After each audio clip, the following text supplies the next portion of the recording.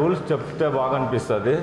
మొట్టమొదటిగా సహోదరులు పురుషోత్తం గారు 1 గంట సేపు మాట్లాడతారు. తర్వాత టీ బ్రేక్ ఉంటుంది. రెండో సెషన్ అంటే నెక్స్ట్ సహోదరులు రత్నకిషోర్ గారు మాట్లాడతారు. మధ్యాహ్నం పైన రెండో సెషన్ ఉంటుంది. ఫస్ట్ స్పీకర్ వచ్చేసి సహోదరులు రత్నకిషోర్ గారు మాట్లాడతారు. రెండో సెషన్లో సహోదరులు పురుషోత్తం గారు మాట్లాడతారు. తర్వాత మూడో సెషన్ ఏమంటే క్వశ్చన్ అవర్ ఉంటుంది. సహోదరులు పురుషోత్తము తర్వాత సహోదరులు రత్నకిషోర్ గారు వారు 30 minutes మాట్లాడతారు. నాలుగో సెషన్ వచ్చేసి మనమందరం కూడా మనం ఏమైనా ప్రశ్నలు ఉన్నట్లయితే సహోదరుల దగ్గర మనము అడగచ్చు. కాబట్టి అందరూ కూడా ఏ ఒక్క గందరగోళం లేకోకుండా శాంతితోనూ సమాధానంతోనూ మనం ఏం చేద్దామంటే ఒక కార్యక్రమాన్ని ప్రోత్సహించి మనము నడిపించుకుందామండి. ఈ యొక్క సమయంలో మన యొక్క ఆత్మీయ సహోదరులు పురుషోత్తం గారు వచ్చి మనతో కూడా వాక్యాన్ని పంచుకోవాల్సిందిగా సహోదరుల్ని వేదిక పైన ఆహ్వానిస్తున్నానండి.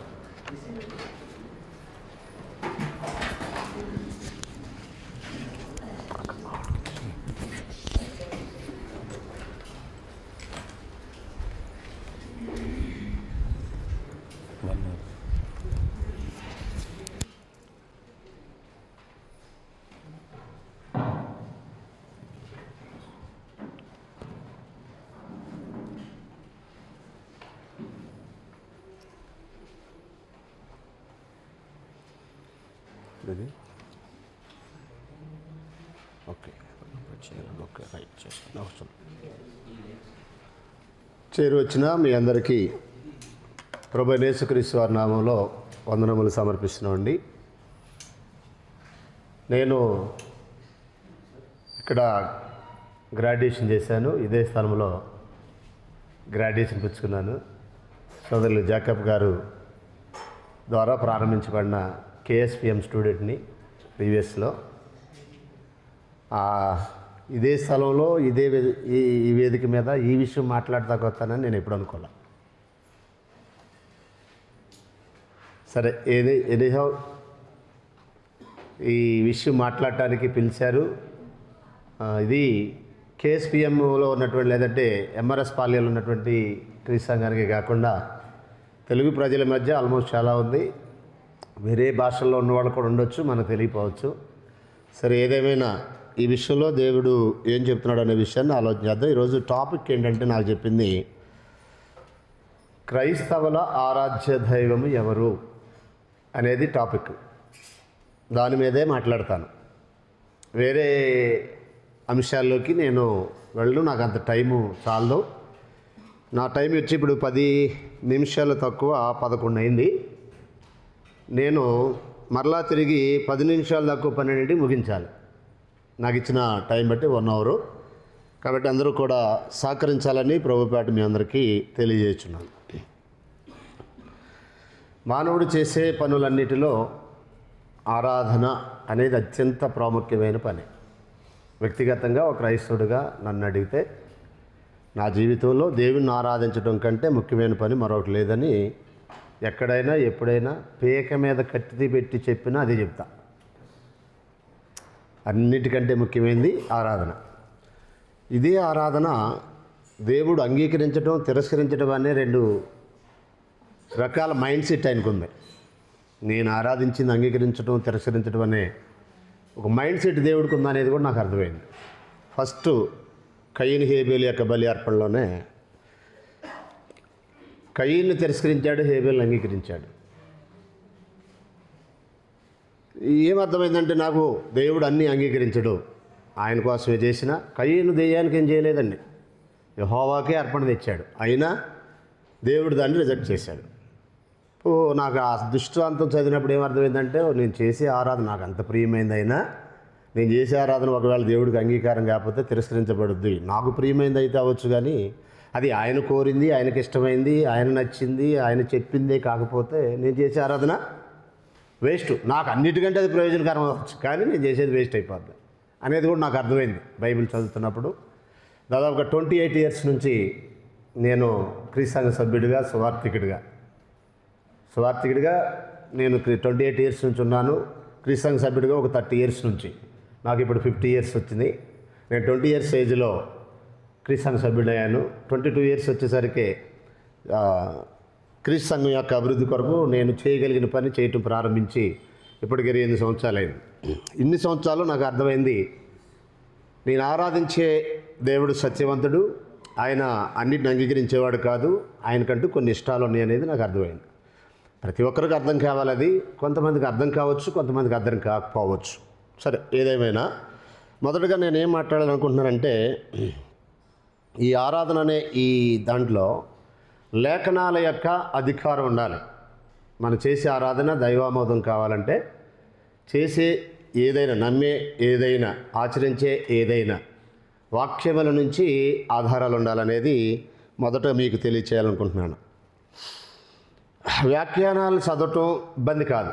అపోస్తలుల గారు 17-11లో అన్ని వ్యాఖ్యానాలు మనం రీసెర్చ్ చేయాలి. మహానుభావులు, మనకంటే మేధావులు, జీవితాన్ని సమర్పించుకున్నవారు చాలామంది స్కాలర్స్ ఉన్నారు, అమెరికాలోను ఇండియాలో కూడా. స్కాలర్స్ చెప్పిన విషయాల్ని మనం స్టడీ చేయటం నేను ఎగ్నెస్ట్ కాదు, ఖచ్చితంగా చేయాలి. కానీ స్కాలర్స్ చెప్పిందే ఫైనల్ అంటే మాత్రం నేను ఖచ్చితంగా దానికి ఆపోజిట్. ఎంత పెద్ద స్కాలర్ చెప్పినా అది బైబిల్ చెప్పింది కాకపోతే రిజెక్ట్ చేస్తాను నేను, వ్యక్తిగతంగా నా ఒపీనియన్ అది. రెండోది, బైబిల్ని పరిశీలించడం అనేది చాలా వాక్యాలను వదిలేస్తున్నాను. మన విశ్వాసము చివరికి ఎన్ని వ్యాఖ్యానాలు పరిశీలించినా బైబిల్ని బేస్ అయి ఉండాలి. కొరింథీయులకు రాసిన మొదటి పత్రిక 2వ అధ్యాయము 4వ వచనం చదివినప్పుడు, మీ విశ్వాసమును మనుషుల జ్ఞానమును ఆధారం చేసుకొనక దేవుని శక్తిని ఆధారం చేసుకుని ఉండాలి అని చెప్పాడు. అంటే విశ్వాసానికి ఆధారం దేవుని శక్తి. అంటే అదే కొరింథీ మొదటి పత్రిక 1:18 అన్నాడు. సిలువను గూర్చిన వార్త లేదా సువార్త అనేది దేవుని యొక్క శక్తి అని చెప్పాడు రోమా 1:16లో కూడా. కాబట్టి దేవుని వాక్యమును ఆధారం చేసుకొని విశ్వాసం ఉండాలి అనేది మొదటగా మనం గ్రహించాలి. తర్వాత, ఒకవేళ నీ విశ్వాసం దేవుని వాక్యాన్ని ఆధారం చేసుకోకపోతే ఇశ్రాయేలీల యొక్క పరిస్థితి, యెషయా గ్రంథం 29:13లో ఆరాధించారు కానీ పెదవులతో నన్ను కనపరిచారు, వారి హృదయం నాకు దూరం చేసుకున్నారు, వారు నా ఎడల చూపే భయభక్తులు మానవ విధులను బట్టి నేర్చుకున్నవి అన్నాడు. ఏమైనా ప్రమాదం ఉందా మానవ విధులను బట్టి ఆరాధన చేస్తే? ఖచ్చితంగా ప్రమాదం ఉందని ప్రపంచానికి దేవుని పక్షంగా ఆఖరి సందేశాన్ని అందించిన యేసు ప్రభువారి స్టేట్మెంట్.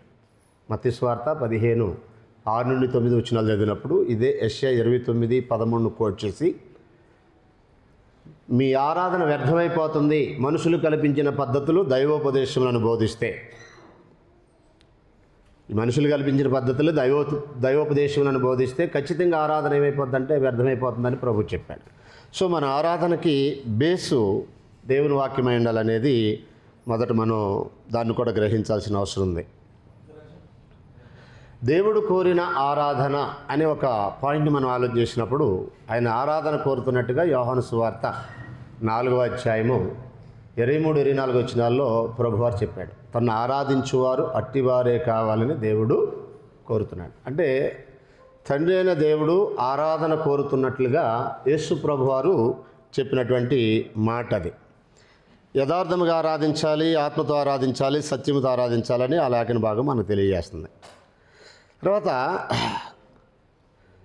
దేవుడు కోరిన ఆరాధన వాక్యాధారమై ఉండాలి, లేకపోతే అట్టి ఆరాధన తిరస్కరించబడుతుంది అనే విషయాన్ని మనం చరిత్రలో జరిగిన సంఘటనలు, కయీను హేబేలు సంఘటన ఆదికాండం 4 అధ్యాయాలు కానీ, అహరోను కుమారులైన అబీహులు నాదాబు సంఘటన లేవీకాండం 10 అధ్యాయాలు కానీ, సమూయేలు మొదటి గ్రంథంలో మొదటి రాజు అయినటువంటి సౌలు యొక్క అర్పణలు తెచ్చినప్పుడు ఇది మీ దేవుడైన యెహోవాకే గిల్గాల్లో బలులు అర్పించడం తెచ్చానని చెప్పినప్పుడు కానీ, ఈ 3 దృష్టాంతాలు ఏం చెప్తున్నాయంటే లేఖనాలకి వ్యతిరేకంగా ఉన్న ఎట్టి ఆరాధనైనా, రాజు పేద అనే తేడా లేదు, రాజునైనా తిరస్కరించాడు, రాజుని రాజ్యాధికారి నుండి దించేశాడు.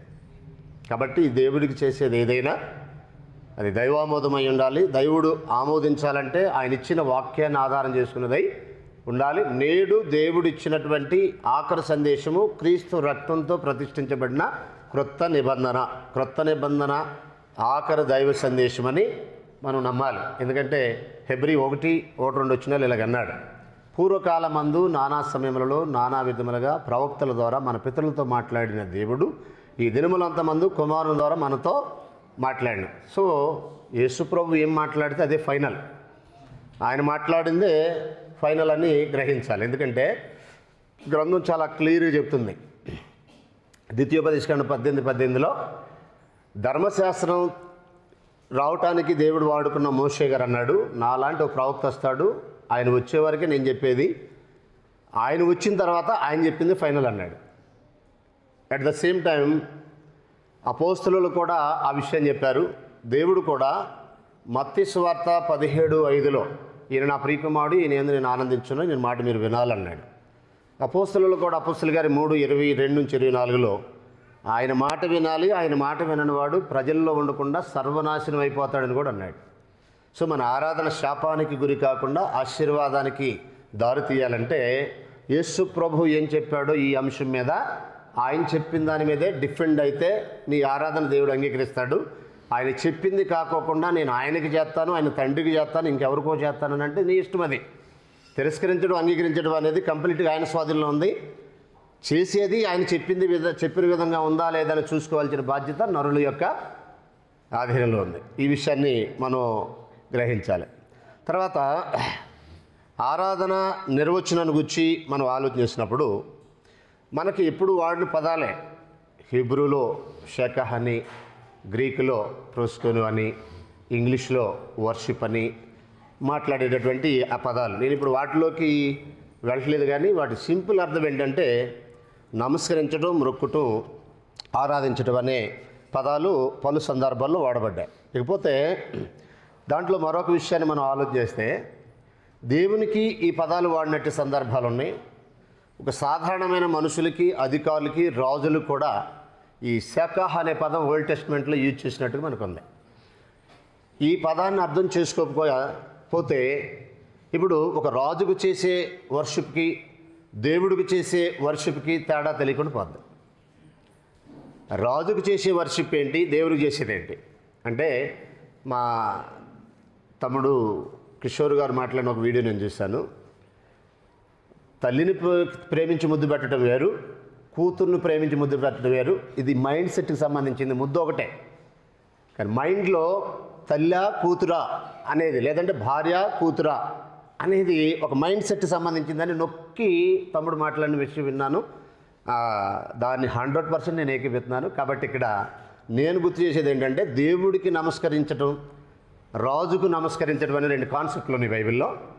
ఈ 2 పెద్ద వివాదాలకు దారితీశాయి. అది దేవుడికి చేసిందా, రాజుకు చేసిందనే ఈ వ్యత్యాసం తెలియక రెండింటిని కలిపి చెరిపెడి బోధ ఒకటి ఉనికిలోకి వచ్చింది.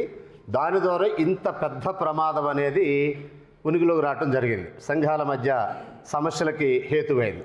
కాబట్టి జాగ్రత్తగా గమనించినట్లయితే ఎహెజ్కేలు గ్రంథం 46:3 చదివితే అక్కడ చాలా క్లియర్గా చెప్తున్నాడు, యెహోవాకు ఆరాధన చేసిరి అనే మాట వాడాడు. ఆదికాండం 22:5లో అబ్రహాము మాట్లాడుతూ దేవునికి మొక్కి తిరిగి వస్తాము అని అన్నాడు. అక్కడ మరొక సందర్భంలో ఆదికాండము 22:52 అబ్రహాము సేవకుడు యెహోవాకు సాష్టాంగ నమస్కారం చేసును అన్నాడు. ఈ పై 3 సందర్భాలు లేక అనేకమైన పిత్తలకాల్లో జరిగిన సందర్భాలు అంటే దేవునికి సంబంధించి షెకహ్ అనే పదమే వాడటం జరిగింది. రైట్. నేను మనుషులకు సంబంధించి ఒక గౌరవపదమైన వ్యక్తులకు కూడా ఇది షెకహ్ అనే పదం వాడినట్టుగా బైబిల్లో మనకి కనిపిస్తుంది. సమూయేలు మొదటి గ్రంథము 24:8 దావీదు సౌలుకి నమస్కరించినప్పుడు, దావీదు సౌలు రాజుకి నమస్కరిస్తాడు. దాంట్లో సమూయేలు మొదటి గ్రంథం 25:23 అబిగయీలు దావీదుకి నమస్కరించుట. సమూయేలు మొదటి గ్రంథం 28:14 సౌలు సమూయేలుకి నమస్కరించుట. అంటే న్యాయాధిపతి ప్రవక్త అయినటువంటి సమూయేలుకి నమస్కరించడం సౌలు రాజు. అలాగే మెఫీబోషెతు దావీదుకి నమస్కరించుట. సమూయేలు 2వ గ్రంథము 9:6 ఫోన్లు కొంచెం కట్ చేయండి. సమూయేలు 2వ గ్రంథం 14:22 యోవాబు దావీదుకి నమస్కరించుట. ఈ నమస్కారం చేయటం అనేది, ఈ సందర్భాలన్నీ కూడా షెకహ్ అనే పదమే వాడారు. నేనేం చెప్తున్నానంటే, యెహోవాకి ఉపయోగించినప్పుడు నమస్కారము, సాగిలపడటము, సాగిలపాడి నమస్కరించడం, బౌ డౌన్, వర్షిప్ అనే ఈ పదాలన్నిటికీ మీరు హిబ్రూలోకి వెళ్ళి సెర్చ్ చేస్తే దేవునికి ఏ పదం వాడాడో సాధారణమైన మనుషులకి, అధికారులకి, రాజులు కూడా, ప్రవక్తలకి నమస్కరించినప్పుడు కూడా శాఖ అనే పదమే వాడారు. కాబట్టి దేవుడికి ఒక్కడికి మాత్రమే ఈ పదం వాడారు, శాఖ అనేది కాదండి, బైబిల్లో వాటికి కూడా వాడారు. కాబట్టి ఇప్పుడు నమస్కారం అనగానే ఇది యోవాబు దావీదుకి చేసిన నమస్కారం వేరు, సౌలు సమూయేలుకి చేసిన నమస్కారం వేరు, అబిగయలు దావీదుకి చేసిన నమస్కారం వేరు. వీళ్ళందరూ రాజు, అధికారి, ప్రవక్త అనే ఒక రెస్పెక్ట్, ఒక గౌరవంతో చేసినటువంటి పనే. కానీ ఆ నమస్కారంలో శాఖ అనే పదం వాడినంత మాత్రాన సౌలు దేవుడు కాదు, దావీదు దేవుడు కాదు, సమూయేలు దేవుడు కాదు. వాళ్ళొక మనుషులు, వాళ్ళ అధికారాన్ని బట్టి అక్కడున్న ప్రజలు వారికి ఇచ్చిన గౌరవంగానే చూడాలి తప్ప దేవునికి నమస్కరించినట్టు అక్కడ శాఖ అనే పదమే వాడాడు కనుక వాళ్ళు ఆరాధించారు అని, దేవుడుగా ఆరాధించారని ఒకవేళ స్టేట్మెంట్ చేస్తే వాళ్ళు కూడా దైవాలైపోతారు. ఇది జాగ్రత్తగా గుర్తుపెట్టుకోవాలి ఈ విషయాన్ని. తర్వాత మరికొన్ని వచనాలుగా చాలా ఉన్నాయి. సమయం 2వ గ్రంథం 14, 23, 15, 16, 4, అలాగే 18, 21, 28, 24 అధ్యాయం 20 వచనం, రాజుల మొదటి గ్రంథం 1, 16, 23, 31 వచనము, తర్వాత 2వ అధ్యాయం 19, రాజుల మొదటి గ్రంథం 2వ అధ్యాయం 15. మీకు పీడిఎఫ్ ఇస్తాను. చాలా వచనాలు ఉన్నాయి. మనుషులకు నమస్కరించినప్పుడు షహక్ అనే హీబ్రూ వర్డ్ని యూజ్ చేసినట్టుగా చాలా వచనాలు ఉన్నాయి. అవన్నీ మీకు కావాలంటే పీడిఎఫ్ ఇస్తాను. నేను టైం లేదు కనుక ముందుకు వెళ్ళిపోతున్నా. రైట్, ఇక్కడ మనము దేవునికి నమస్కారం చేయవలను ఆజ్ఞ కలదు, అయినప్పటికీ రాజులకి, ప్రవక్తలకి నమస్కారం చేసినట్టుగా మనం బైబిల్లో చూస్తాం. దేవునికి నమస్కారం చేయాలి అని ఆజ్ఞ ఉంది. పాత నిబంధనలు ఉంది, క్రొత్త నిబంధనలు కూడా ఉంది. ఒకసారి సమూయేలు మొదటి గ్రంథంలో రాజుల 2వ గ్రంథము 17:35లో దేవునికి మాత్రమే నమస్కారం చేయాలని అంటాడు. అలాగే మత్తయి సువార్త 4వ అధ్యాయము 9, 10 వచనాల్లో యేసుప్రభువు వారు కూడా సాతానుతో మాట్లాడుతూ దేవునికి మాత్రమే నమస్కారం చేయాలి అని ఆజ్ఞ ఉంది. ఈ ఆజ్ఞలో ఓల్డ్ అండ్ న్యూ టెస్ట్మెంట్లో ఉన్నప్పటికీ మనుషులు కూడా నమస్కారం చేశారు. ఇక్కడ ఇంకో సందేహం కూడా వస్తుంది. మనుషులకు చేసినప్పుడు కొన్నిసార్లు తిరస్కరించారు, కొన్నిసార్లు తిరస్కరించలా. నేను కూడా నీ వంటి స్వభావం గల నరుడినే అని తిరస్కరించిన సందర్భాలు ఉన్నాయి. యాక్సెప్ట్ చేసి అసలు వాటిని పట్టించుకునే సందర్భాలు కూడా ఉన్నాయి. కాబట్టి ఒకటే తీసుకొని మనుషులు చేసినప్పుడు తిరస్కరించారు కాబట్టి మనుషులు చేయకూడదు అనే ఆలోచనకు వచ్చేసారనుకో, తిరస్కరించిన సందర్భాలు కూడా చాలా ఉన్నాయి అవి గ్రంథంలో. కాబట్టి దాన్ని కూడా ఒకసారి ఆలోచన చేయాలి. తర్వాత యేసుక్రీస్తుకి సాగిలపడ్డారు అనే విషయాన్ని మనము 72వ కీర్తన 11వ వచనం చూస్తే అక్కడ, అలాగే 2వ కీర్తన 12వ వచనం ఆయన ముద్దు పెట్టుకోవటం కానీ, దానియేలు గ్రంథం 7:14లో అధికారం అంతా ఆయనకి ఇవ్వబడింది, ఆయన్ని సేవించుటకు అని రాయబడింది. యేసుప్రభు వారిని సేవించడానికి ప్రభుత్వమును, అధికారము, ఆధిపత్యము ఆయనకి ఇవ్వబడింది అని అన్నాడు. అధికారము, ఆధిపత్యము అనేది జాగ్రత్త గుర్తుపెట్టుకోండి. ఈ 72వ కీర్తనలో కానీ, లేకపోతే 2వ కీర్తనలో కానీ, దానియేలు గ్రంథం 7:14లో కానీ, ఇంకా పలు సందర్భాల్లో తీసుకెళ్ళవచ్చు. నేను ఇది వాడుతున్నాను, తీసుకెళ్ళి మరి అది నేను ఇది నా ఫోన్ వాడుతున్నాను. మీరు అక్కడ అంటే మొరక్కుట పూజ అది అయిపోయింది. నేను ఎక్కడికి వచ్చాను అక్కడ ఆ స్లైడ్లోకి వచ్చాను మీరు. ఓకే, నేను అది PowerPoint సరిగ్గా పనిచేయట్లేదు అనేసరికి నా ఫోన్ మీద నేను ఒక 3 రకాలు ప్రిపేర్ అయ్యి వచ్చాను. నోట్సు, నా ఫోను, ఆయన PowerPoint ఏది పని చేయకపోయినా మరి నేను అనుకున్న దాన్ని రీచ్ అవ్వాలి కనుక చేస్తున్నారు. Like little disturbance, sorry. యేసుక్రీస్తుకు సాగిలపడిన సందర్భాలు మనం చూసినట్లయితే ప్రతి సందర్భం పాత నిబంధనలో కానీ కొత్త నిబంధనలో కానీ, అంటే పాత నిబంధనలో ప్రవచన రూపాలు ఉన్నాయి. ఆయన సాగిలపడటం, ఆయన సేవించడం అనే పదాలను మనం చూస్తాం. మత్తయి సువార్త 20:20లో కూడా జెబెదయి కుమారుల తల్లి ఆయనకి సాగిలపడి నమస్కరించినట్టుగా, ఆయన నమస్కరించినట్టుగా ఉంటుంది. మత్తయి సువార్త 2వ అధ్యాయం 1 నుంచి 11 వచనాలు చదివినప్పుడు జ్ఞానులు ఆయన పూజించిరి అనే మాట చూస్తాం. లూకా సువార్త 24:52 నుంచి 53 వచనాలు శిష్యులు యేసుకి నమస్కరించుట. ఈ సందర్భాలన్నీ ఒక విషయాన్ని చాలా క్లియర్గా చెప్తున్నాయి. యేసుని రాజుగా నమస్కరించారు, దేవుడుగా కాదు. Point to be noted.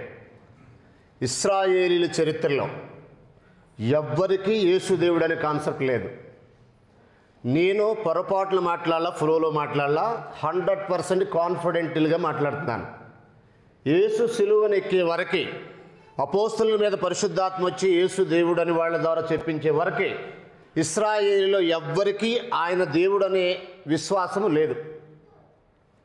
ఈయన చెప్పిన మాటలు బట్టి వాళ్ళు అపార్థం చేసుకున్నారు. నువ్వు మనుషుడు అయ్యిండి దేవుడు అని చెప్పుకుంటున్నావని వాళ్ళు మాట్లాడుకున్నారు. కానీ ఈయన మాట్లాడిన దాన్ని బట్టి వాస్తవానికి ఇశ్రాయేలు చరిత్రలో మరొక దేవుడు అనే కాన్సెప్ట్ వాళ్ళకి లేదు. ఎందుకంటే 10 కమాండ్మెంట్స్లో ఫస్ట్ కమాండ్మెంట్, నేను తప్ప వేరే దేవుడు నీకు ఉండకూడదు.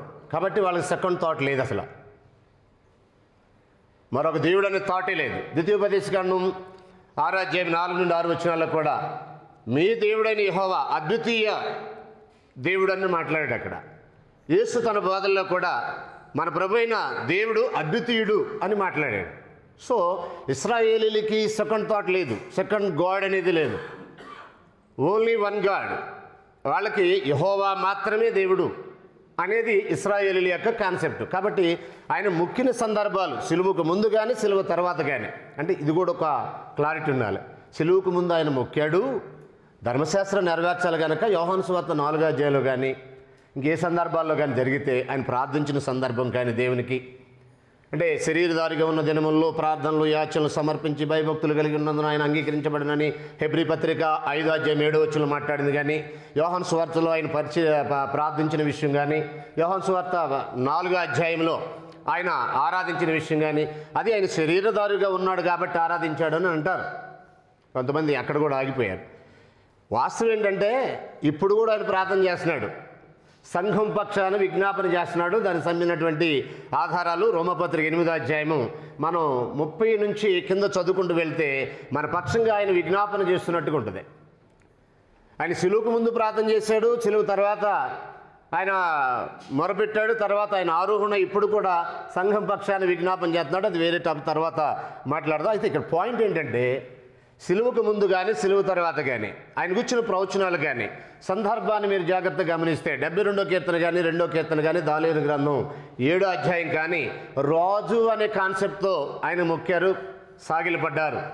యూదులు రాజుగా పుట్టినవాడు ఎక్కడ అని చాలా క్లియర్గా మత్తయి సువార్త 2వ అధ్యాయం మనకి కనపడుద్ది. వాళ్ళు వచ్చింది అసలు యూదులకు దేవుడిగా పుట్టినవాడు ఎక్కడనే కాన్సెప్ట్తో రాలా జ్ఞానులు, యూదులకు రాజుగా పుట్టినవాడు ఎక్కడనే కాన్సెప్ట్తో వచ్చారు. రైట్. ఇప్పుడు రాజుల్ని నమస్కరించడం, రాజులకి సాగిలి పట్టడం, లేదా రాజును స్తుతించడం అనే కాన్సెప్టు ఇశ్రాయేలీలకు ఉంది. ఒకసారి మనము సమూయేలు 2వ గ్రంథంలోకి వద్దాం. 14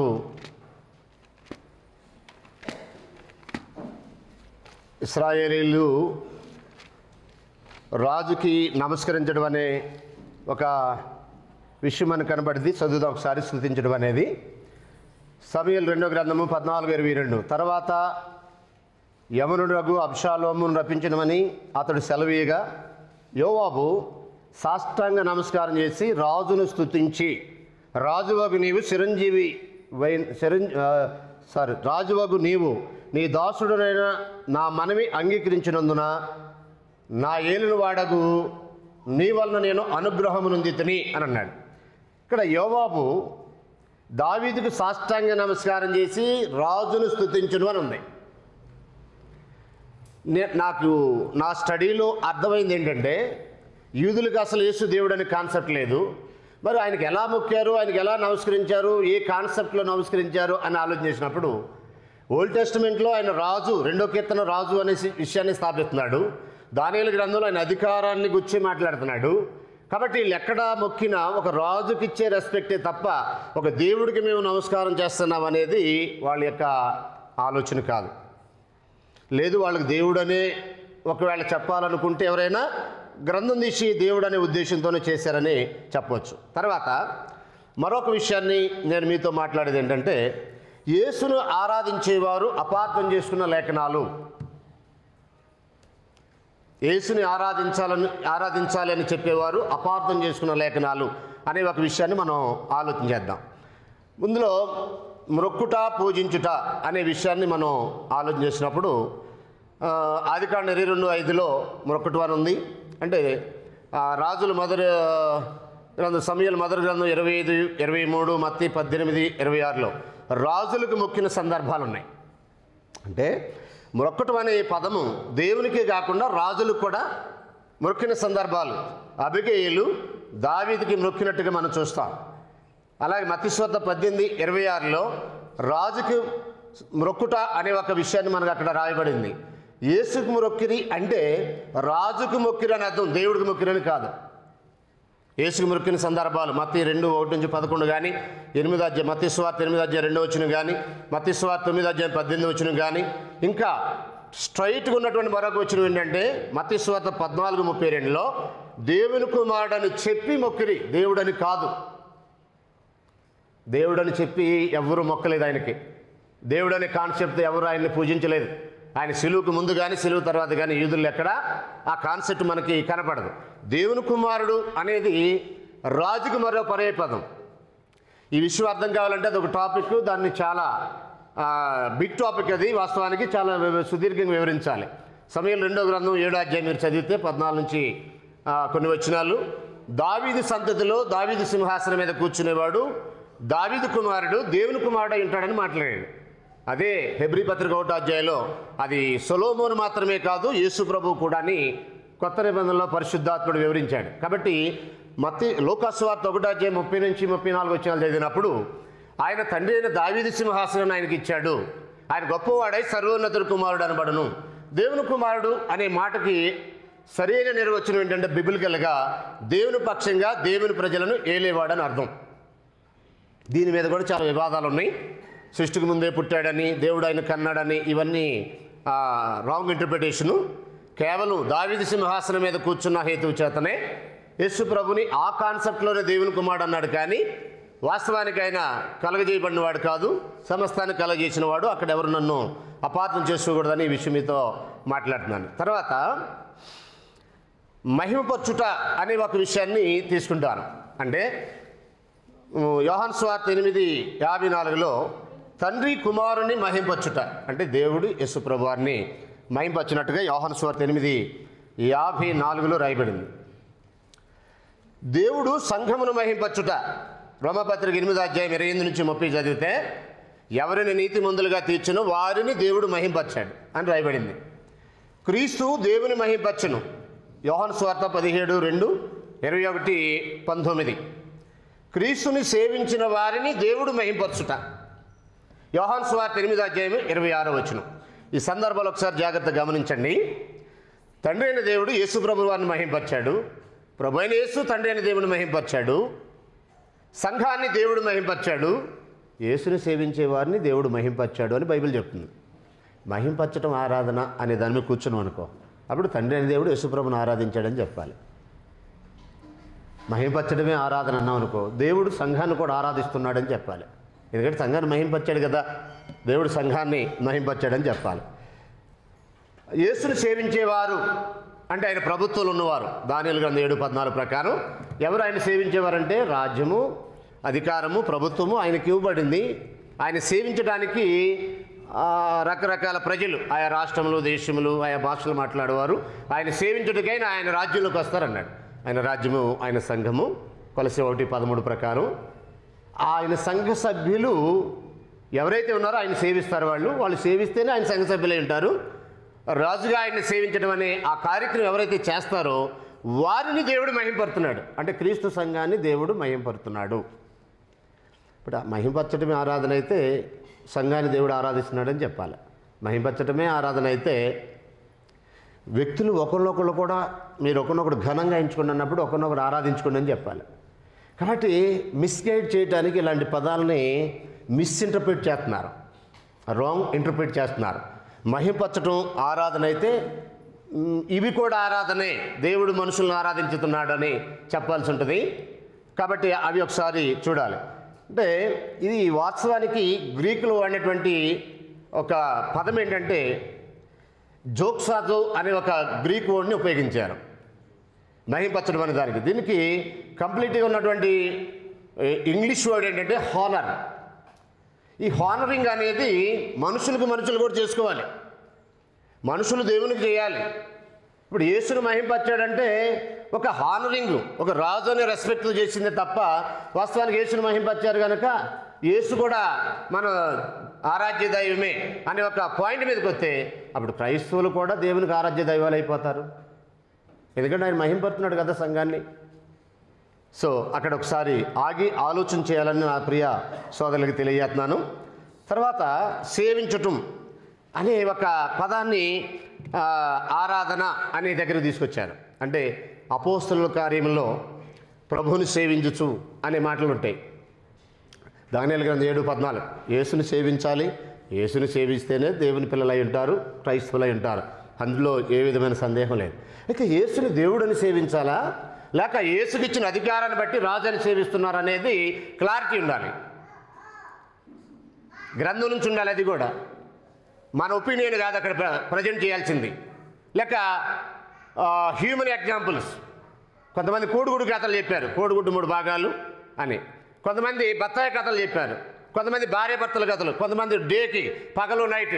ఇలాంటి వేస్ట్ కంపారిజన్ అనేది బైబిల్ సూట్ అవ్వదు. ఎక్కడ ఏ లేఖను వాటిని సపోర్ట్ చేయదు. కాబట్టి ఆ కంపారిజన్ పక్కన పెడితే ఇక్కడ మనం జాగ్రత్తగా గమనించినట్లయితే సేవించడం అనేది, రాజుని సేవించడం అనే సిస్టమ్ ఉంది బైబిల్లో. మీరు ఇర్మియా గ్రంథము 27వ అధ్యాయము, ఒకసారి ఇర్మియా గ్రంథం 27 అధ్యాయాలకు వచ్చేద్దాం. అందరూ ఈ గ్రంథాల్లో చూడండి. నాకు టైం తక్కువ కనుక అన్నీ నేను చదవట్లే, రికార్డ్ అవుతుంది కనుక ఆసక్తి ఉన్న వాళ్ళు మరొకసారి రికార్డ్ని మరలా తిరిగి మీరు పరిశీలన చేసుకోవచ్చు. కంగారు పడాల్సిన అవసరం లేదు. రైట్, 27వ అధ్యాయము 6 నుంచి చదువుతున్నాను. ఇప్పుడైతే దేశములన్నిటినీ నా దాసుడకు బబులోను రాజు అయిన నెబుకద్నెజరు వశము చేయుచున్నాను. అతని సేవించుటకై భూజంతువులను కూడా అతను వశము చేయుచున్నాను. దేవుడు తన ప్రజలైన ఇశ్రాయేలీయుల్ని అనేక మార్లు హెచ్చరించిన పిమ్మట వారు మాట వినకపోయినప్పుడు బబులోనికి బానిసలుగా అప్పగించేస్తాడు. ఇది దినవృత్తాంతాల 2వ గ్రంథం 36వ అధ్యాయం మనకు తెలియజేస్తున్న సమాచారం. అయితే పంపేటప్పుడు ఏమన్నాడంటే నా దాసుడైన, ఎవరు ఆయన దాసుడు అంటే నెబుకద్నెజరు. అన్యులను కూడా తన దాసులుగా దేవుడు వాడుకున్నాడు. ఇశ్రాయేలీయులకి బుద్ధి కలగడానికి, తన దాసుడైన నెబుకద్నెజరుని సేవించడానికి ఇశ్రాయేలీయుల్ని పంపడం జరిగింది. అట్ ద సేమ్ టైం భూజంతువులను కూడా అతను వశము చేయుచున్నాను అని అన్నాడు. అంటే ఇది రాజును సేవించడం అంటే దేవుని సేవించడం కాదు, రాజుకి ఇచ్చేటటువంటి రెస్పెక్ట్ అన్నమాట. మనం జాగ్రత్తగా ఆలోచన చేసినట్లయితే నెబుకద్నెజరుని సేవించడానికి పంపిన దేవుడు ఒక సందర్భంలో దానియేలు గ్రంథం 3వ అధ్యాయం 10 నుంచి 14 వచనాలు కానీ, దానియేలు గ్రంథము 6వ అధ్యాయం 10వ వచనం కానీ, ఈ వచనాలు చదువుతున్నప్పుడు ఏం కనపడుతుందంటే రాజు యొక్క ఆజ్ఞను షడ్రక్, మేషక్, అబేద్నెగో అలాగే దానియేలు తిరస్కరించినట్టుగా మనకు కనపడుతుంది. అంటే దేవుని ఆజ్ఞను తిరస్కరించారా వాళ్ళు? అతను సేవించడానికే కదా ఈయన పంపింది. ఆరాధించడం, నమస్కరించడం ఇది అనేది నిజంగా సేవించడం, ఆరాధించడం ఒకటే అయితే అతను సేవించమని ఎలా పంపుతాడు దేవుడు? Number 1 point. ఒకవేళ అదే నిజమైతే, సేవించడం ఆరాధన అయితే వాళ్ళు తిరస్కరించారు కదా. సావునైనా చస్తాం, మా దేవుడు రక్షించడానికి సమర్థుడు, ఒకవేళ ఆయన రక్షించబోయినా చావటానికైనా సిద్ధమే, కానీ నెబుకద్నెజరు నువ్వు పెట్టిన ప్రతిమకి మాత్రం నమస్కారం చేసేది లేదు. అంత ప్రాణాల మీదకి వచ్చినప్పుడు దాన్ని దేవుడు అంగీకరించినట్టు కనపడింది, వాళ్ళని కాపాడినట్టుగా అగ్ని నుండి మనకు కనపడే దగ్గర ఆ భాగంలో. అంటే దేవుడు చెప్పింది సేవించమన్నాడు కానీ ఆరాధించమని చెప్పలేదని అర్థమవుతుంది ఈజీగా. అంటే సేవించడం వేరు, ఆరాధించడం వేరు. ఒకవేళ సేవించడం, ఆరాధించడం రెండూ ఒకటైతే షడ్రక్, మేషక్, అబేద్నెగోలు దేవుని మాట ధిక్కరించిన పాపులు అయిపోతారు. కానీ అలా జరగలేదు. అక్కడ దేవుడు వారిని అగ్నిలో నుండి రక్షించాడు. మీరు జాగ్రత్త గమనించండి. సేవించడం జంతువులు కూడా చేస్తాయి కానీ ఆరాధన మనుషులు మాత్రమే చేయాలి. భూజంతువులు అన్నాడు అక్కడ. భూజంతువులు ఏం చేయగలవు? మామూలుగా ఎద్దులైతే దున్నగలం, గుర్రాలైతే యుద్ధంలో పని చేయగలం. అలాగే రాజుకి సేవ చేస్తాయి, అవి రాజుని సేవిస్తాయి. సేవించడం అంటే సర్వింగ్ అన్నాడు, సేవ చేయటం అన్నాడు. సేవించడం ఆరాధన కాదు. ఒకవేళ సేవించడం ఆరాధన అయితే నెబుకద్నెజరు అనే ఒక మానవమాత్రుని సేవించమని దేవుడు, అంటే ఆరాధించమని దేవుడు తన ప్రజల్ని పంపాడు. ఆజ్ఞనే ఆయన వాళ్ళు మీరి పాపం చేసిన వారై ఉంటారు. కానీ అలా జరగలేదంటే సేవించడం వేరు, ఆరాధన వేరు అనే విషయాన్ని మీ ముందు ఉంచదలిచాను. తర్వాత దేవుడు వారిని కాపాడాడు కనుక అది వాళ్ళు చేసింది తప్పు కాదని మనకి అర్థమవుతుంది. యేసును సేవించినట్టుగా యోహాను సువార్త 12:26 ఒకసారి చూడండి. సేవించడం అనే మాటకి ఒక అర్థాన్ని మనం జాగ్రత్తగా ఆలోచన చేయగలిగితే, యోహాను సువార్త 12:26 చదువుతున్నాను. సేవించడం అనే దానికి యేసు చెప్పినటువంటి మాటని మనం జాగ్రత్తగా గమనిద్దాం. ఒకసారి చూడండి. 12వ అధ్యాయం 26 12:26 ఒకడు నన్ను సేవించిన ఎడల నన్ను వెంబడింపవలను, అప్పుడు నేను ఎక్కడ ఉండునో అక్కడ వాడును, అక్కడ నా సేవకుడును ఉండును. ఒకడు నన్ను సేవించిన ఎడల నా తండ్రి అతనిని మహిమపరచును అని అన్నాడు. జాగ్రత్తగా ఈ మాటలు గమనించండి. ఇందులో 2 వాస్తవాలు ఉన్నాయి. ఒకడు నన్ను సేవించిన ఎడల అతను నన్ను వెంబడించును అంటే, సేవించటం అంటే ఇంగ్లీష్లో సర్వింగ్ అన్నాడు, సర్వ్ చేయటం. ఆ సేవను గురించి మాట్లాడితే ఏమన్నాడంటే నన్ను వెంబడించును అన్నాడు. అంటే సేవకుడు అంటే సేవించడం అంటే వెంబడించడం అని అర్థం, ఆరాధించడం కాదు. సేవించడం అనే దానికి యేసు ఇచ్చిన నిర్వచనం ఏంటంటే, ఒకడు నన్ను సేవించిన ఎడల నన్ను వెంబడించును. సేవించడం అంటే ఆరాధించడం కాదు, సేవించడం అంటే వెంబడించడం అని యేసు ప్రభువారు చెప్పాడు. తర్వాత మరొక విషయాన్ని అక్కడే మనం ఆలోచన చేసినట్లయితే, యోహాను సువార్త 4:21-24 తండ్రిని ఆరాధించమన్నాడు దేవుడు. యేసు ప్రభువారు తండ్రిని ఆరాధించమన్నాడు, తనని సేవించమన్నాడు. యేసు చెప్పింది చేయాలి అనేది మనకి ఫైనల్ అథారిటీ, స్క్రిప్చురల్ అథారిటీ. యేసు ఏం చెప్పాడంటే ఆరాధనకు సంబంధించి నన్ను సేవించండి అన్నాడు యోహాను 12:26 ప్రకారం. యోహాను సువార్త 4:21-24 తండ్రిని ఆరాధించండి అన్నాడు. నన్ను సేవించండి, తండ్రిని ఆరాధించండి అని అన్నాడు. ఇప్పుడు ఆయన్ని అనుసరించేవాడైతే, ఆయన సేవించేవాడైతే తండ్రిని ఆరాధిస్తాడు. లేదు నేను నిన్నే ఆరాధిస్తానంటే ఆయన అనుసరించేవాడు కాదు, క్రైస్తవుడు కాదు. నేను క్రైస్తవుని కాబట్టి ఆధారాలన్నీ యూదులు మొక్కారు, ఆయన తర్వాత శిలువ మరణం తర్వాత మొక్కారు కాబట్టి నేను ఆరాధిస్తాను ఆయన్ని అంటే, అది యూదులు చేసి క్రైస్తవులు చేసి, అసలు క్రైస్తవం ఇంకా ప్రారంభం కాలేదు అప్పుడు జరిగిన విషయాలు అవి. జ్ఞానులు కానీ, రోగం పోగొట్టుకున్న వారు కానీ, శిలువ మరణం తర్వాత శిష్యులు కానీ, ఇంకా వాళ్ళకి క్రిస్టియానిటీ అనే దానికి ఇంకా బేసికే రాలేక. అపోస్తులుగా 2 అధ్యాయాలు కదా అది ప్రారంభమైంది. కాబట్టి అక్కడ ఎవరు క్రైస్తవులు ఆయనకి నమస్కరించిన చరిత్ర లేదు. నువ్వు క్రైస్తవులు నమస్కరించారు, పూజించారు దేవుడు గారంటే అపోస్తులుగా 2 అధ్యాయం నుంచి చూపించాలి.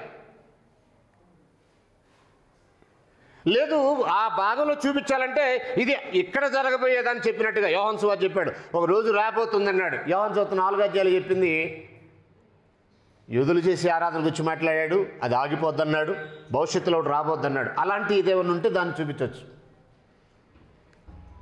సో జాగ్రత్తగా ఈ మాటల్ని ఆలోచన చేసినట్లయితే, తండ్రిని ఆరాధించమన్నాడు, తనని సేవించమని యేసు ప్రభువారు చెప్పాడు. నేను యేసు ప్రభు చెప్పింది చేయను, నాకు నచ్చింది చేస్తానంటే మనం చూసాం ద్వితీయోపదేశకాండం 18:18 నాలాంటి ఒక ప్రవక్త వస్తాడు, అన్ని విషయాల్లో మీరు ఆయన మాట వినాలని మోషే చెప్పాడు. యోహాను 1:17 ప్రకారం ధర్మశాస్త్రం మోషే ద్వారాను, కృపా సత్యములు యేసుక్రీస్తు ద్వారా వచ్చింది అన్నాడు. ఇద్దరు కూడా చాలా ప్రముఖమైన వాళ్ళే. నిర్గమాకాండ 24 అధ్యాయంలో పశువుల యొక్క రక్తాన్ని ప్రోక్షించి ఇదే నిబంధన రక్తం అన్నాడు మోషే. మత్తయి సువార్త 26 అధ్యాయంలో తన రక్తాన్ని సాదృశ్యంగా ద్రాక్షరసం తీసుకొని తన రక్తం అని చెప్పి ఇదే మీ కొరకు చిందించబడిన నూతన నిబంధన రక్తం అని అన్నాడు. కాబట్టి ఇద్దరు చాలా ప్రాముఖ్యమైన వాళ్ళు 2 చట్టాలకి. ఆ మొదటి చట్టాన్ని తీసుకురావడానికి దేవుడు ఎవరిని వాడుకున్నాడో ఆ మోషే ద్వారానే ఏమి రాయించాడంటే ద్వితీయోపదేశకాండం 18:18 ఆయన వచ్చిన తర్వాత ఎవడైనా ఆయన మాటే వినాలి, ఇదైతే ఫైనల్ అన్నాడు. యేసుకు వచ్చి దేవుడు కూడా ఏమన్నాడంటే మత్తయి సువార్త 17:5లో, ఈయన నా ప్రియకుమారుడు, ఈయన యందు నేను ఆనందించున్నాను, ఈయన మాట మీరు వినుడి అన్నాడు. యోహాను సువార్త 16వ అధ్యాయము మనం 12 నుంచి 14 వరకు చదివితే, మీతో కొంచెం చెప్పాను, సత్యం చెప్పాను, అయితే మీకు చెప్పాల్సిన ఇంకా ఉన్నాయి, నేను మరలా మీకు చెప్పినా కానీ అర్థం కావు, ఆత్మను పంపుతాను మీ కొరకు, సత్యస్వరూప ఆత్మను, ఆయన వచ్చి మిమ్మల్ని సర్వసత్యంలో నడిపిస్తాడని చెప్పి అక్కడ ఒక మంచి మాట అన్నాడు. ఆయన తనంతట తానేమి బోధించక నా వాటిలోని తీసుకొని బోధిస్తాడు అన్నాడు. అంటే పరిశుద్ధాత్ముడు సొంతంగా బోధించేదేం లేదు, యేసు వాటిలోని తీసుకొనే బోధిస్తాడు. కొరింథీయులకు రాసిన 2వ పత్రిక 12వ అధ్యాయం 18వ వచనంలో పౌలు అంటాడు, మేము ఒక్క ఆత్మయందే ఒక్క అడుగు జాడలోనే నడుచుకున్నాము అన్నాడు. కొరింథీ మొదటి పత్రిక 2:10లో ఇప్పుడైతే దేవుని ఆత్మ ద్వారా మనకి ఈ సంగతులు బయలుపరచబడ్డాయి అన్నాడు. ఎఫెసీ పత్రిక 3:3 నుంచి 5 వచనాల్లో అపోస్తులకి కొత్త నిబంధన ప్రవక్తలకి ఆత్మ బయలుపాటు.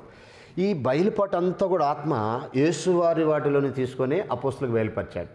అందుకని హెబ్రీ రచయిత ఈ దినములంతమంది కుమారుని ద్వారా మనతో మాట్లాడినంటే అది ఫైనల్, యేసు చెప్పిందే ఫైనల్ అన్నాడు. అన్ని విషయాల్లో అని నొక్కి చెప్పాడు. అపోస్తుల గారు 2వ అధ్యాయంలో 3వ అధ్యాయంలోకి వచ్చేయండి. అన్ని విషయాలు, ఏ విషయంలోనైనా యేసు చెప్పిందే ఫైనల్.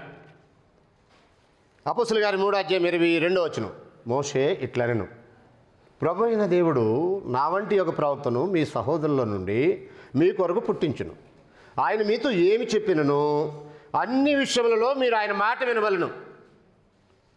అన్ని విషయములలో అంటే ఆరాధించే విషయం, ఇంక్లూడింగ్ వర్షిప్.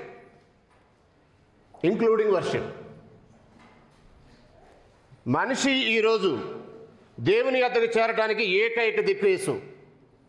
నేనే మార్గం, నేనే సత్యం, నేనే జీవం, నా ద్వారా తప్ప ఎవడు తండ్రి యొద్దకి రాడు. యోహాను సువార్త 14:6. యోహాను సువార్త 10:10 అన్నాడు, గొర్రెలకు జీవాన్ని, అది సమృద్ధిగా ఇవ్వడానికి నేను వచ్చానన్నాడు. జీవం కావాలన్నా, తండ్రి యొద్దకు చేరాలన్నా, నిత్యత్వం దేవునితో గడపాలన్నా యేసు చెప్పిందే వినాలి. యోహాను సువార్త 5:24 అన్నాడు, నా మాట విని నన్ను పంపిన వాని యందు విశ్వాసం ఉంచువాడు నిత్య జీవం గలవాడు. ఆయన మాట వినాలి నిత్య జీవం కావాలంటే. ఆయన మాటకి వేరుగా అంటే క్రొత్త నిబంధనకు వేరుగా నిత్య జీవం అనేది లేదు. అయినా నిత్య జీవంతో నాకు పని లేదు, నేను ఆయన్ని ఆరాధిస్తా ఆయన చెప్పకపోయినా అనేది నీ ఉద్దేశం అయితే నేను ఎవరు ఆపలేరు, ఎవరిని ఆపలేరు. పండు తింటే చచ్చిపోతామన్నాడు. తినటం తినపాటం ఆదాము యొక్క స్వాధీనంలో ఉంది. తినేటప్పుడు లాగలా, తిన్నాక ఏం నువ్వు చేసిన పని అన్నాడు. అలాగే మళ్ళీ కూడా మన స్వాతంత్రంలో దేవుడు జోక్యం ఇచ్చుకోడు. మనం ఏం చేయాలనుకున్న అంతా మన స్వాధీనంలో ఉంది, కానీ ఏం చేయాలో ఏం చేయకూడదో చెప్పే బాధ్యత మాత్రమే దేవుడిది. ఏం చేయాలనేది కంప్లీట్గా మన యొక్క స్వాధీనం అది. కాబట్టి ఆరాధన అనే ఈ విషయంలో తండ్రిని ఆరాధించాలనేది యేసు యొక్క బోధ. నన్ను ఆరాధించమని ఆయన చెప్పలేదు, కానీ నన్ను సేవించండి అనేది యేసు యొక్క బోధ. లేదు అని అంటే అక్కడ ఏమన్నాడంటే, ఒకవేళ ఎవరైనా నేను యేసునే ఆరాధిస్తాను అనే ఒక ఆలోచన చేసినట్లయితే అది యేసు మాట విన్నట్టు 100% కాదు. అది సర్వనాశనానికి దారి చూపే ఒక తప్పుడు వ్యాఖ్యానం. 100% స్వనాశనాన్ని కొని తెచ్చుకునేటటువంటి ఒక తప్పుడు వ్యాఖ్యానం. 100% అది. ఇలా అన్నప్పుడు కొంతమందికి బాధ కలుగుద్ది, అయినా సరే చెప్పక తప్పదు. యేసు చెప్పిందే ఫైనల్ అయినప్పుడు ఆయన ఏం చెప్తే అది చేయాలి. కాదు కూడా చరిత్ర మనం తిరిగేసినప్పుడు ఏం కలిపెడుతుందంటే, అహరోను కుమారులైనటువంటి అబీహులు, నాదాబు, లేవీకాండం 10వ అధ్యాయం, సంఖ్యాకాండం 3వ అధ్యాయం 4వ వచనం. ఈ 2 వచనాలు స్టడీ చేస్తే యెహోవా తమకు ఆజ్ఞాపింపని వేరొక అగ్ని ఆయనకే చేశారు, దోపు వేశారు. కానీ దేవుడు వారి మొత్తగా స్పాట్ డెడ్. బహుశా ఇప్పుడు అలాంటి యాక్షన్ ఉంటే ఈ సభ ఉండదు. ఎప్పుడైతే వాక్యాన్ని వ్యతిరేకంగా యేసు చెప్పిన దానికి వ్యతిరేకంగా మాట్లాడుతున్నారో సర్వనాశనం అయితే కన్ఫామ్, కానీ ఆయన వచ్చినప్పుడు జరుగుద్ది. అది అప్పటి వరకు వెయిట్ చేయాలి, తప్పదు. కానీ ఓల్డ్ టెస్ట్మెంట్లో జడ్జిమెంట్ లాగా స్పాట్ జడ్జిమెంట్ చేస్తే ఈ సభ ఉండదు. ఈ సభలో కొంతమంది ఎగిరిపోయేవాళ్ళు దేవుని చిత్తానికి వ్యతిరేకంగా, మనుషులు ప్రేరేపించే బోధకులు కానీ, దేవుని చిత్తానికి వ్యతిరేకంగా దేవుణ్ణి ఆరాధించే సభ్యులు కానీ స్పాట్లో డెడ్ అయిపోతారు. అహరోను కుమారులైనటువంటి నాదాబు, అబీహుల్లాగా. సమూయేలు మొదటి గ్రంథం 15వ అధ్యాయం మీరు చదివితే ఆయన చెప్పింది ఏంటంటే మొత్తాన్ని నిర్మూలన చేయాలన్నాడు. సమూయేలు మొదటి గ్రంథం 15వ అధ్యాయం మొదటి 3 వచనాలు చదివితే కంప్లీట్ డిస్ట్రాయ్ చేయాలి. ఎందుకంటే నిర్గమాకాండం 14 అధ్యాయులకు శాసనం ఉంది, అమాలేకీయుల పేరు భూమి మీద లేకుండా తుడిచివేస్తారని. వీళ్ళు మంచి ఈ సౌలు రాజు ఏం చేశారంటే మంచి గొర్రెలు, ఎద్దులు తెచ్చాడు. దేవుడు అన్నాడు సమూయేలుతో, నేను చెప్పిన తోట అయితే మరొకటి చేశాడు ఆయన, ఒకసారి వెళ్ళి అతని విషయం చెప్పు, అతను రాజుగా తీసేస్తానని అన్నాడు. సరే సమూయేలు గారు వచ్చాడు, ఎదుర్కొని సౌలు అంటున్నాడు, యెహోవా చెప్పింది చేశాను అన్నాడు. మరి అయితే నాకు వినబడుతున్న ఎడ్ల యొక్క రంకెలు ఏంటి, గొర్రెల యొక్క అరుపులు ఏంటి అని అన్నాడు. అవా నా కోసం కాదు, నీ దేవుడైనా యెహోవాకి గిల్గాల్లో బల్లర్పించడం తెచ్చామన్నాడు. అప్పుడు మంచి మాట అన్నాడు. సమూయేలు మొదటి గ్రంథం చదవాలి ఆ మాట. సమూయేలు మొదటి గ్రంథము 15వ అధ్యాయము, సమూయేలు మొదటి గ్రంథము 15వ అధ్యాయం ఒకసారి మనం జాగ్రత్తగా ఆలోచన చేసినట్లయితే 22వ వచనం చదువుతున్నాను. అందుకు సమూయేలు, తాను సెలవిచ్చిన ఆజ్ఞ ఒకటి గైకొనటం వలన యెహోవా సంతోషించినట్లు ఒకడు దహన బలులు అర్పించడం వల్ల ఆయన సంతోషించిన ఆలోచించము. బలులు అర్పించడం కంటే ఆజ్ఞ గైకొనుటయు, పొట్టేళ్లకు అర్పించడం కంటే మాట వినుటయు శ్రేష్టము అన్నాడు. ఆజ్ఞ గైకొనుట, మాట వినుట అనేది శ్రేష్టమైనది అని చెప్పాడు. నువ్వు ఆయనకి ఏం చేస్తున్నావు అని కాదు, ఆయన మాట వింటున్నావా, నువ్వు ఆయనకి ఎంత అర్పిస్తున్నావు అనేది కాదు, ఆయన ఆజ్ఞ గైకొంటున్నావా. ఆరాధనకు సంబంధించి ఎక్కడ యేసుని క్రైస్తవులు ఆరాధించాలనే ఆజ్ఞ లేదు. క్రొత్త నిబంధన సంబంధమైనటువంటి ఆజ్ఞ ఎక్కడా కూడా యేసుని క్రైస్తవులు ఆరాధించాలనేది సింగిల్ ఎవిడెన్స్ కూడా బైబిల్లో లేదు. కానీ యేసు ఏం చెప్పాడంటే ఆరాధనకు సంబంధించి తన్ను ఆరాధించాలని దేవుడు కోరుతున్నాడని క్లియర్గా చెప్పాడు. It's a command, not request. అది ఆజ్ఞ. సౌలుకి ఆజ్ఞ ఏంటంటే 15 అధ్యాయాలు చెప్పాడు. ఒకసారి ఆ మాట కూడా చదువుదాం చూడండి. 3వ వచనం, కాబట్టి నువ్వు పోయి కనికరింపక అమాలేకీయులను హతము చేయొచ్చు, పురుషులనేమి, స్త్రీలనేమి, బాలులనేమి, పసిపిల్లలనేమి, ఎద్దులనేమి, గొర్రెలనేమి, ఒంటెలనేమి, గార్ధబరులనేమి అన్నిటినీ హతము చేసి వారి కలిగినదంతా బొత్తిగా పాడు చేసి అమాలేకీయులను నిర్మూలన చేయవాలని చెప్పాను. ఇది కమాండ్, ఆజ్ఞాపించాడు. దాన్ని ఏమన్నాడంటే 23వ వచనంలో, తిరుగుబాటు చేయుట సోది చెప్పుడైన పాపంతో సమానం. ఇలాంటి సోదిగాండ్లు ఎక్కువైపోయారు ఇప్పుడు. యేసును ఆరాధించాలనేవాడు సోదిగాడు, ఎందుకంటే అది ఆజ్ఞ కాదు. సోది చెప్పేవాళ్ళు చాలామంది బయలుదేరారు. ఆ రోజు సౌలు ఎలాగైతే ఒక సోదికి పూనుకున్నాడో అలాంటి సోది చెప్పేవాళ్ళు బయలుదేరారు. ప్రారంభంలో లేదు ఇది. నేను జాక్నేల్ ఇన్స్టిట్యూట్లో ట్రైనింగ్ అయ్యాను 1998లో, అప్పుడు లేదు ఈ బోధ. నేను 2002లో హైదరాబాద్లో కాయల్ బైబిల్ ఇన్స్టిట్యూట్లో ట్రైనింగ్ అయ్యాను, అప్పుడు లేదు ఈ బోధ. నేను కేఎస్పిఎంలో ట్రైనింగ్ అయినప్పుడు కూడా ఈ బోధ ఎవరు చేయాల ఫ్యాకల్టీలో. యేసును ఆరాధించాలని జాగబ్ గారు ఇప్పుడు చెప్పలే నాకు, ఆయన బోధలు నేను ఇప్పుడు చూడలే. మరి తర్వాత ఎలా దోపరించిందో ఈ బోధ అనేది నాకు తెలియదు, మీకే తెలియాలి. ఇదైతే జాగ్రత్తగా ఆలోచన. ఇది కమాండ్ అన్నాడు. దాన్ని మీరి నేను నీ దేవుడి కొరకే తెచ్చాను, నా కొరకు అది తెచ్చింది ఎడ్లు మేకలని అంటే అప్పుడు అన్నాడు, తిరుగుబాటు చేయుట సోది చెప్పుడైన పాపంతో సమానము, మూర్ఖత నగపరచుట మాయా విగ్రహమును గృహదేవతలను పూజించుతో సమానం అన్నాడు. నేను విగ్రహారాధన చేయనండి, నేను చాలా బెటర్ క్యాండిడేట్ అండి, నేను అసలు అసహించుకుంటాను విగ్రహారాధన అంటే, అంతకంటే దరిద్రం ఇది. ఆజ్ఞను అతిక్రమించడం అనేది పాపం. తర్వాత ఇక్కడ ఒక తెలివైన మాట వాడతారు.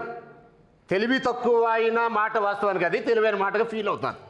ఏంటంటే యోహాను సువార్త 4వ అధ్యాయంలో దేవుణ్ణి ఆరాధించమన్నాడు కానీ యేసును ఆరాధించమని వద్దని చెప్పలేదు కదా అంటారు కొంతమంది. నేను తమ్ముడు రత్నకిషోర్ గారు ఒక 10 years బ్యాక్ పిటి సుందరరావు అని ఒక వ్యక్తి సబ్ పెడితే అతనికి ఒక పాంప్లెట్ రాశాను నేను. ఆత్మజ్ఞాని ఎవరు, దైవజ్ఞానులు ఎవరు, అసలు పిటి సుందరరావు అనేవాడు క్రైస్తవుడే కాదని పబ్లిక్గా రాసి పెట్టి మీటింగ్లో పంచాను. కేసులు పెడతాం అది ఇది అన్నారు. సరే పెట్టుకోండి ఏమని చేసుకున్నాను. తెల్లారి మాట్లాడతా కొత్తవన్నారు. తమ్ముడు ట్రైనింగ్ అయిన కొత్తలో, తమ్ముడు రత్నకిషోర్ గారు ట్రైనింగ్ అయిన కొత్తలో జరిగింది ఇది.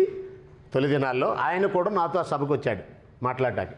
అప్పుడు వాళ్ళు ఒక మాట ఏంటంటే, వాయిద్యాలు వాయించకూడదని బైబిల్లో ఎక్కడుందో చెప్పండి, మానేస్తామన్నారు. తమ్ముడే ప్రత్యక్ష సాక్షి. అంటే వాయించకూడదని లేదు కనుక మేము వాయిస్తున్నామని చెప్పారు. ఇప్పుడు యేసును ఆరాధించకూడదని లేదు కనుక మేము ఆరాధిస్తున్నామంటే దానికి దీని తేడా ఏంటండి? సేమ్ యాటిట్యూడ్ కదా. తమ్ముడే ప్రత్యక్ష సాక్షి దానికి. తమ్ముడు కూడా తెలిసేది. Where is the Bible speak, we are speak. Where is the Bible silent, we are silent అనేది basic principle of universal churches of Christ. Universal క్రీస్తు సంఘానికి బైబిల్ ఎక్కడ మాట్లాడితే మేము అక్కడ మాట్లాడతాం, ఎక్కడ మౌనంగా ఉంటే అక్కడ మౌనంగా ఉంటాం అనేది యూనివర్సల్ ప్రిన్సిపల్ అండి. మాకు ట్రైనింగ్లో ఫ్యాకల్టీ నేర్పినటువంటి విషయాలండి ఇవి.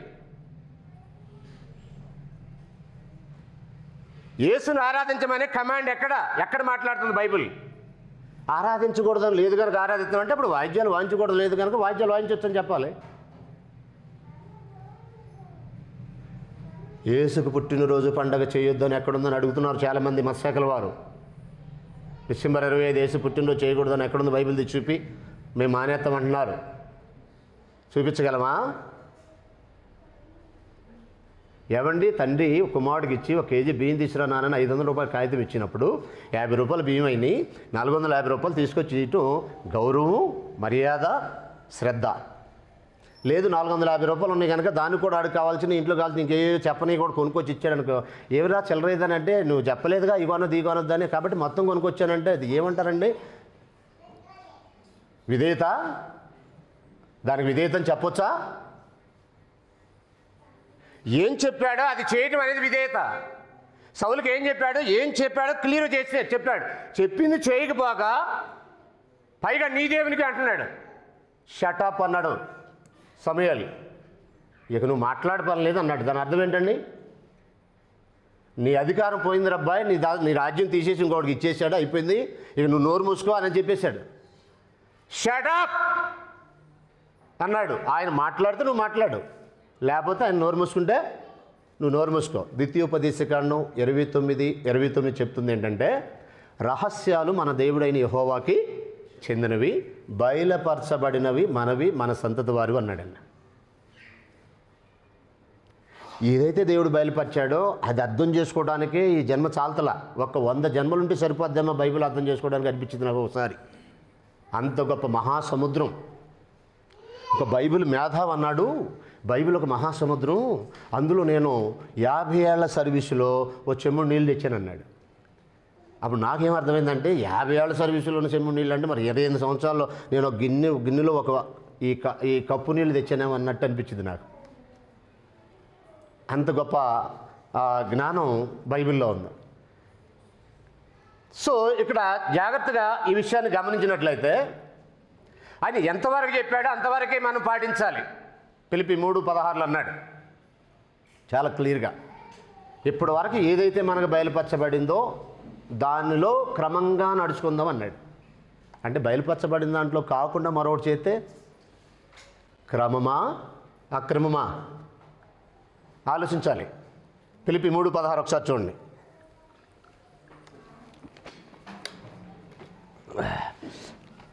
ఫిలిప్పీలకు రాసిన పత్రిక 3:16 ఒకసారి చూడండి. యాక్చువల్గా ఈ సంఘం ఒప్పుకుంటే లైవ్ వెళ్తే బాగుండు అనుకున్నాను, నేను ఆశపడ్డాను. సరే సంఘం మాట మనం గౌరవించాలి కనుక లైవ్ చేయట్లేదు, లేకపోతే లైవ్కే నేను ఫస్ట్ నుంచి వీళ్ళని ప్రేరేపిస్తున్నాను. రైట్, ఎనీహౌ రికార్డ్ అవుతుంది కనుక వాళ్ళ దయతో మన దగ్గరకు వచ్చింది. ఇది సమాచారం మరొకసారి పరిశీలించండి. ఫిలిప్పీ పత్రిక 3:16 అది దేవుడు మీకు బయలుపరచును అయినను ఇప్పటి వరకు మనకు లభించిన దానిని బట్టి క్రమముగా నడుచుకుందాము. మనుషుడికి ఎంత అవసరమో ఏది అవసరమో దాన్ని బయలుపరిచేసాడండి. ఎఫెసీ సంఘ పెద్దలు పిలిచి పౌలు గారు ఇలాగన్నాడు. అపోస్తుల గారు 20 అధ్యాయము 20 వచనంలోను 26, 27 వచనాల్లో, దేవుని సంకల్పం అంతే మీకు తెలపకుండా నేనేమీ దాచుకోలేదు. అంతా చెప్పేశాడండి, అంతా చెప్పేశాడు. ఒకవేళ మీలో ఎవడైనా నాశనం అయిపోతే నేను దోషిని కాదు అన్నాడు ఎఫెసీ సంఘ పెద్దలు. ఎందుకు అలా చెప్తున్నాడంటే సెండ్ ఆఫ్ మెసేజ్ అది. ఇంక తర్వాత వాళ్ళు కలుతాడని గ్యారంటీ లేదు. వాళ్ళు కూడా ఆయన మీద పడి ముద్దు పెట్టుకొని చాలా రోధించారు. అక్కడ 29 వచనంలో ఒక మాట అన్నాడండి. ఏంటన్నాడంటే సంఘ పెద్దలతో, నేను వెళ్ళిపోయిన తర్వాత క్రూరమైన తోడేళ్ళు మీలో ప్రవేశిస్తాయి, వారు మందను కనికరింపరు, మరి శిష్యులను తమ వెంట ఈడ్చుకొని పోవాలని వంకర మాటలు పలుకు మనుషులు మీలో నుండి, అంటే ఎక్కడి నుంచి, సంఘ పెద్దల్లో నుండి బయలుదేరతారన్నాడు. సంఘ పెద్దలకు వాక్యం తెలియకపోతే వంకర బోధలు చేసి మనుషులను తమ వెంట ఈడ్చుకుపోయే ప్రమాదం ఉంది అని చెప్తున్నాడు ఎఫెసీ సంఘ పెద్దలకి పౌలు, అపోస్తుల గారు 20 అధ్యాయాలు. దేవుని సంకల్పం అంతా కూడా గ్రంథంలో బయలుపరచబడిన తర్వాత నీ తీర్మానం కానీ నా తీర్మానం కానీ, నీ విశ్వాసం కానీ నా విశ్వాసం కానీ, మరి ఆరాధన కానీ, మన భక్తి సంబంధమైనటువంటి ఏ కార్యక్రమం అయినా కానీ according to new testament. Otherwise ఒకవేళ కొత్త నిబంధన ప్రకారం కాకుండా నీ ఆరాధన ఉంటే వ్యర్థమైన ఆరాధన చేస్తున్నావు, నువ్వు వ్యర్థమైన ఆరాధన చేస్తున్నావు.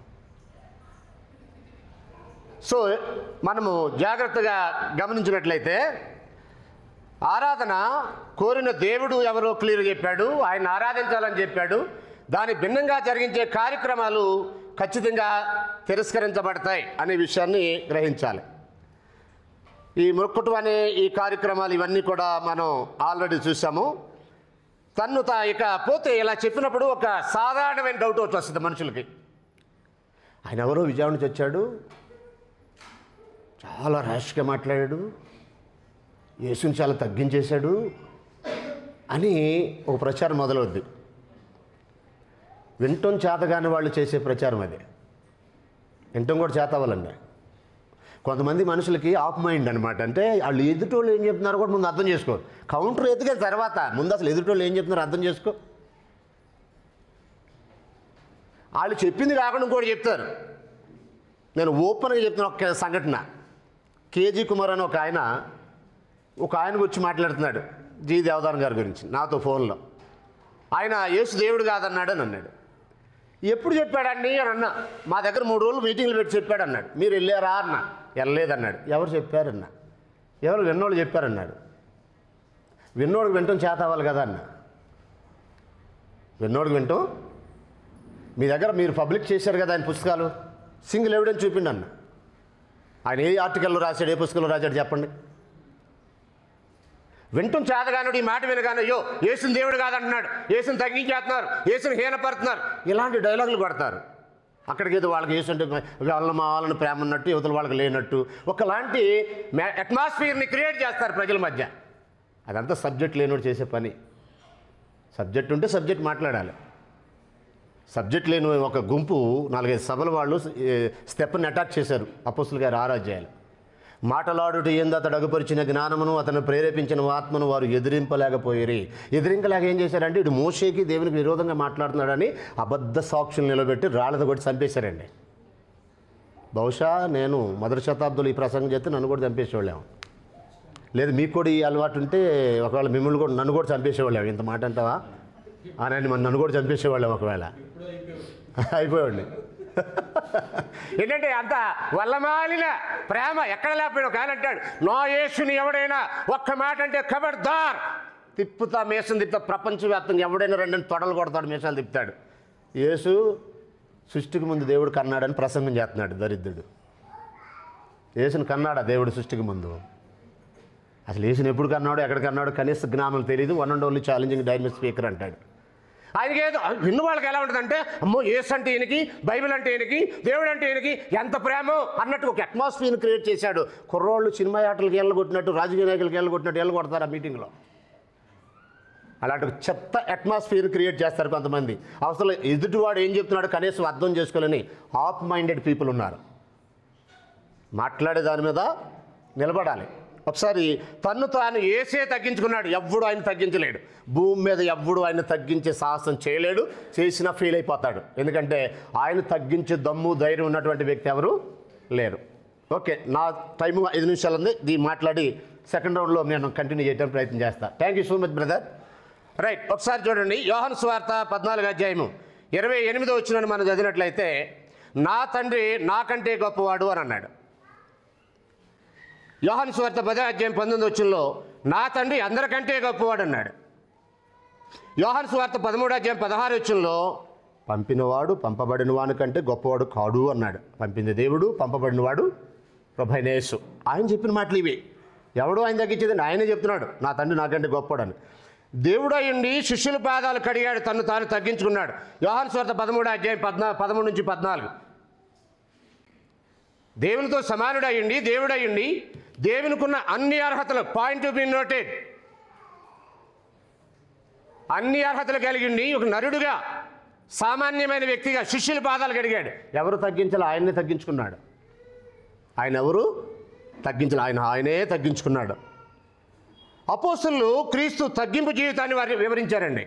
కొరింథీయులకు రాసిన 2వ పత్రిక 8:9 అన్నాడు, ఆయన ధనవంతుడయ్యుండి దరిద్రుడుగా జీవితాన్ని గడిపాడు. ఫిలిప్పీయులకు రాసిన పత్రిక 2వ అధ్యాయం 8వ వచనంలో ఆయన దేవునితో సమానుడైన హోదాను విడిచిపెట్టి మనుషుని పోలిక బట్టి దాసుని స్వరూపం ధరించుకొని రిక్తునిగా తీసుకొని మరణం పొందినంతగా, అనగా శిలువ మరణం పొందినంతగా విధే చూపి వాడై తన్ను తాను తగ్గించుకొని ఎవడో తగ్గించడం ఏంటండి? ఆయన కెపాసిటీ ఏంటి అసలు? Equal with God. ఆయన ఎవడు తగ్గించగలడు? అది వెర్రితనం అని అంట నేను. ఆయన ఎవ్వడు తగ్గించి మాట్లాడటం కాదు. అది గ్రంథం మాట్లాడితే కొంతమంది ఆఫ్ మైండెడ్ పీపుల్కి తగ్గించారని ఈ కోతలకు వస్తున్నారు. సరే, అవి ఒకవేళ తప్పో కాదో అని అలాంటి మాటలు మాట్లాడుతున్నారు. కాబట్టి ఆయన ఎవరు తగ్గించాలి? ఆయనే తను తాను తగ్గించుకున్నాడు అనే విషయాన్ని మనం ఇక్కడ చదువుతున్నాం. తర్వాత ఇలాంటి వచనాలు చాలా ఉన్నాయి. నా సమయం కూడా అయిపోయింది కనుక next to be continue my lesson తమ్ముడు మాట్లాడతారు కనుక తర్వాత నేను ఏం మాట్లాడాలనేది ఆయన మాట్లాడిన బట్టి డిసైడ్ అవుతాను. ఇప్పటివరకు నేను మాట్లాడిన విషయాలు జాగ్రత్తగా గమనించండి. కేవలం రాజుకు చేసిన నమస్కారము మొక్కుట అనేదే. క్రొత్త నిబంధనలు యూదులు ఆయన శరీరధారిగా ఉన్న రోజుల్లో జరిగినవి. వాటి ప్రవచనాలు కూడా అవే చెప్తున్నాయి. యూదులలో ఎవ్వరికి యేసు దేవుడు అనే కాన్సెప్ట్ లేదు. అపోస్తులు చెప్పే వరకు అసలు ఆయన దేవుడు అనే కాన్సెప్ట్ యూదులు ఎవరికి తెలియదు. యోహాను సువార్త 1:1 కానీ రోమా 9:5 కానీ ఇంకెక్కడైనా యేసు దేవుడు అనే విషయాలు నేను అసలు ఫుల్ ఫ్లెడ్జ్డ్ కాన్ఫిడెన్స్ ఉంది నాకు. ఇండైరెక్ట్గా చెప్పే వచ్చిన వాళ్ళు నేను డైరెక్ట్గా చెప్పే కూడా ఉన్నాయి. ఆ విషయంలో నాకు అదే 10% కూడా డౌట్ లేదు. అది యేసు యూదులు అపోస్తులు చెప్పేవారు కూడా ఆ విషయం ఎవరికి తెలియదు. కాబట్టి వాళ్ళు దేవుడిని ఆరాధించాలని ఈ ప్రతిపాదన 100% అన్బిబ్లికల్, రాంగ్ ఇంటర్ప్రిటేషన్ అంటారు.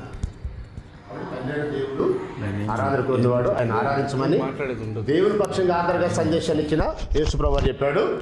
ఆయన్ని ఆరాధించాలి క్రైస్తవులకు ఆరాధ్య దైవము తండ్రి అయిన దేవుడని నేను మొదటి భాగంలో స్థాపిస్తూ నా మాటలు బ్రేక్ చేస్తున్నాను. తర్వాత కంటిన్యూ చేస్తాను. Thank you so much.